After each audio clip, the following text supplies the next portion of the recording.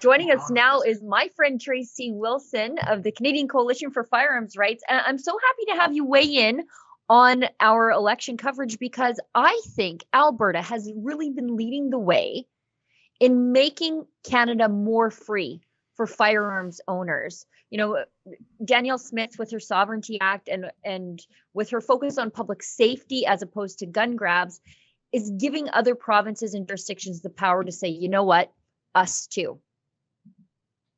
100%. You're totally right. In fact, I think in the gun owning community across the country, all eyes are on Alberta tonight. And speaking of what Ezra just said, that guns didn't seem to come up as much of an election issue. He's right. And I think, maybe Rachel Notley missed an opportunity there in the inner cities.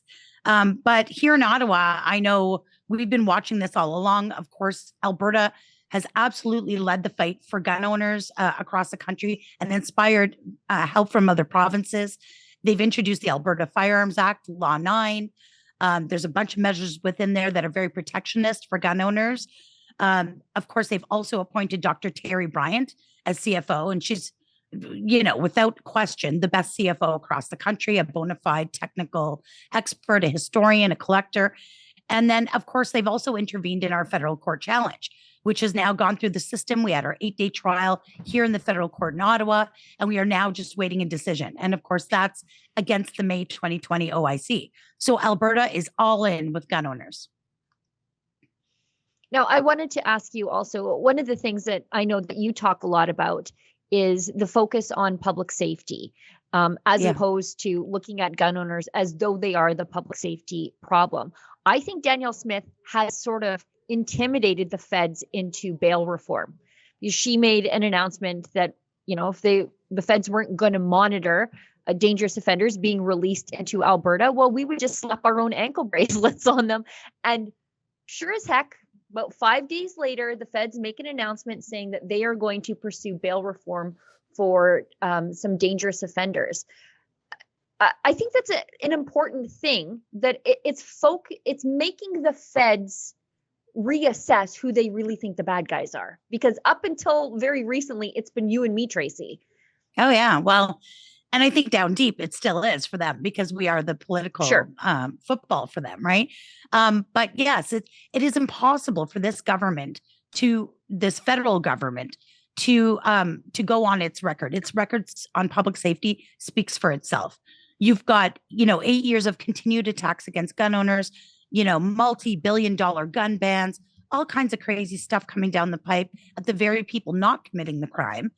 At the same time, you have them not only weakening bail, but weakening sentencing to begin with for very serious violent crimes. So it's impossible to tout all these gun bans and this gun control as a positive public safety measure. At the same time, you're letting criminals back out. And they've been hearing it from police chiefs across the country. And I think they've been under a lot of pressure. And I appreciate, besides being a gun owner and an advocate for legal firearms owners, I'm a mother and a grandmother, and I want to save our country. And I do appreciate Danielle Smith kind of forcing them into finally doing something. So I think what they've tabled is pretty weak sauce. And, there's definitely room for improvement. So hopefully there'll be amendments. But yeah, I think they've had no choice but to sort of capitulate on some of these things, right? Ezra? You know what, Tracey, it's great to hear that point of view. And I'm glad you're fighting like heck. Alberta has done important things on firearms. It's a provincial matter. The idea that Trudeau can put his nose into matters that are outside of his jurisdiction, in Quebec, it's taken as for granted that that's outrageous. But I think the other provinces have been trained and tamed into accepting these intrusions. And Danielle Smith got a lot of blowback for talking about the Sovereignty Act, but really, how's that anything other than the English version of what Quebec has been doing for 50 years? So I think you're right on that. It's great to catch up with you, my friend, but I should tell you that it is now 8:02 Mountain Time, 10:02 out here in the Big Smoke.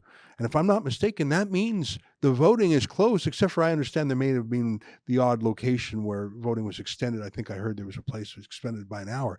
But that means the die is cast, and we'll start to get results very quickly Tracey, we'll Good. say goodbye to you now. Thank you very much for joining us, and thanks for advocating for the firearms community and fighting an uphill battle in the media party. And we're always glad to have you on our channel. It's a pleasure to be here, and God bless Alberta. Right on. Isn't she great? Thank you. Tracey Wilson.